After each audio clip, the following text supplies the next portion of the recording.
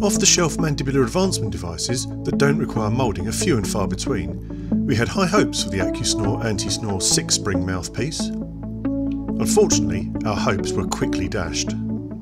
Out of the box, the touch and feel of the device seemed different. The packaging says it's a silicone design, giving it a rubbery, soft consistency. But this is not the problem. The device is big, very big, and not just in depth but also the height of the channel walls. Despite numerous attempts when tested, we couldn't use the device for any longer than about 90 minutes.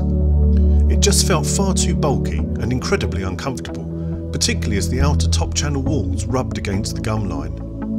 We noted that the instructions indicate the device should not be eaten, chewed or swallowed. However, as it's made from a soft material, it's very easy to start biting into it without realising. Not only did it not help with snoring, it actually made it worse.